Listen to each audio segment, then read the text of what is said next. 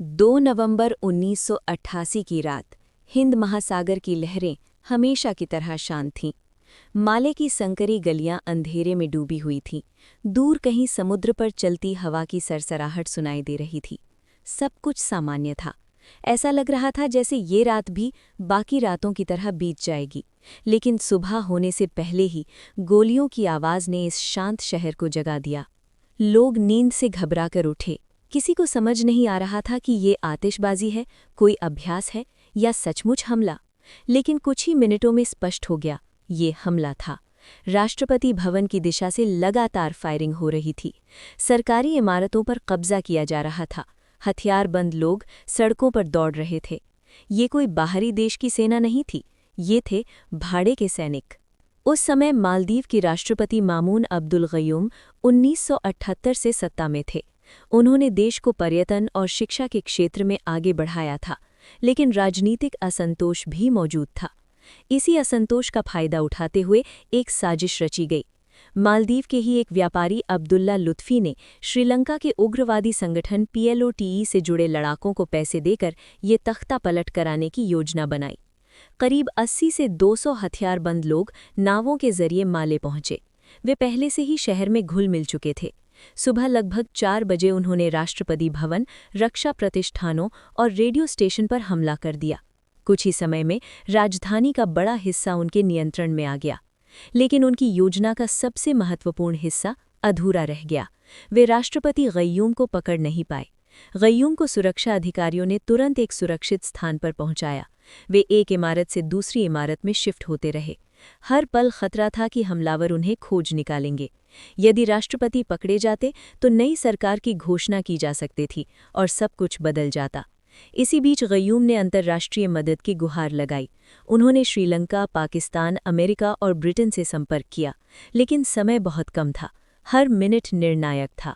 दिल्ली में उस समय देर रात थी जब सूचना पहुंची। भारत के प्रधानमंत्री राजीव गांधी को स्थिति बताई गई।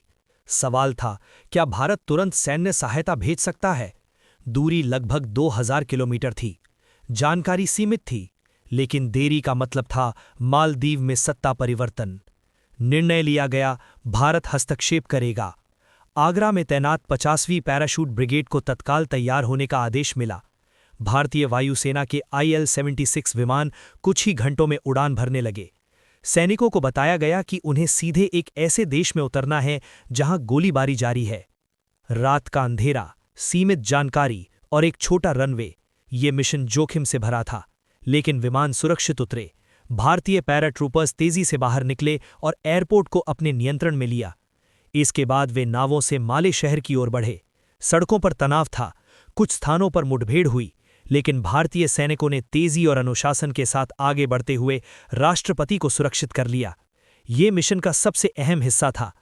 तख्ता पलट की कोशिश लगभग विफल हो चुकी थी, लेकिन कुछ हमलावर एक जहाज MV प्रोग्रेस लाइट को हाईजैक कर भाग निकले। उन्होंने बंधक बना लिए और समुद्र की ओर बढ़ गए। अब मामला नौसेना के हाथ में था। भारतीय नौसेना के युद्धपोत INS गोदावरी और INS बेतवा को आदेश मिला। समुद्र में पीछा शुरू हुआ। अंततः जहाज को घेर लिया गया। बिना बड़े संघर्ष के हमलावरों को पकड़ लिया गया और बंधकों को सुरक्षित छुड़ा लिया गया। सिर्फ 24 घंटों के भीतर संकट समाप्त हो चुका था। 3 नवंबर की सुबह जो देश अराजकता के कगार पर था, 4 नवंबर तक स्थिर हो चुका था। राष्ट्रपति अपनी कुर्सी पर थे। सरकार बच गई थी, तख्ता पलट विफल हो गया था। इस ऑपरेशन को नाम दिया गया ऑपरेशन कैक्टस। ये सिर्फ एक सैन्य मिशन नहीं था, ये एक संदेश था कि भारत अपने क्षेत्र में अस्थिरता को फैलने नहीं देगा। दुनिया ने इस त्वरित कार्यवाही की सराहना की। ये दक्षिण एशिया के इतिहास में एक महत्वपूर्ण क्षण बन गया। माले की गलियां फिर शांत हो गईं। पर्यटक लौट आए। जीवन सामान्य होने लगा। लेकिन 2 और 3 नवंबर 1988 की वो रात हमेशा याद रखी जाएगी, जब कुछ घंटों में सब कुछ बदल सकता था, लेकिन समय पर उठाए गए कदमों ने इतिहास को दूसरी दिशा दे दी। ये कहानी सिर्फ युद्ध या राजनीति की नहीं है, ये कहानी है निर्णय की, तेजी की और उस भरोसे की जो एक देश ने दूसरे देश पर किया और जिसे निभाया गया। और यही वजह है कि आज भी जब हिंद महासागर की सुरक्षा की बात होती है तो 1988 की वो रात इतिहास में चमकती हुई दिखाई देती है। और यहीं से कहानी खत्म नहीं होती। माले की सड़कों पर जब हालात नियंत्रण में आने लगे, तब असली असर धीरे धीरे सामने आने लगा। जिन लोगों ने उस रात गोलियों की आवाज़ सुनी थी, वे अब अपने घरों से बाहर निकल रहे थे। टूटी खिड़कियां, बिखरे कारतूस, कुछ जगहों पर खून के निशान, ये सब इस बात का सबूत था कि देश कितने बड़े संकट से गुजरा था। राष्ट्रपति मामून अब्दुल गयूम को सुरक्षित स्थान से निकालकर औपचारिक रूप से सार्वजनिक रूप में सामने लाया गया। ये एक प्रतीकात्मक क्षण था। जनता को दिखाना जरूरी था कि सरकार गिराई नहीं गई है, व्यवस्था कायम है। उस एक दृश्य ने पूरे देश में राहत की लहर दौड़ा दी। लेकिन अब सवाल था कि इस साजिश की गहराई क्या थी। गिरफ्तार किए गए हमलावरों से पूछताछ शुरू हुई। ये स्पष्ट हो चुका था कि ये कोई अचानक हुई घटना नहीं थी। महीनों पहले इसकी योजना बनाई गई थी, हथियार जुटाए गए थे, नावों की व्यवस्था की गई थी, स्थानीय संपर्क बनाए गए थे। लक्ष्य था राष्ट्रपति को पकड़कर नई सरकार की घोषणा करना और अंतर्राष्ट्रीय स्तर पर उसे मान्यता दिलाने की कोशिश करना। लेकिन योजना की सबसे बड़ी कमजोरी थी समय और समन्वय।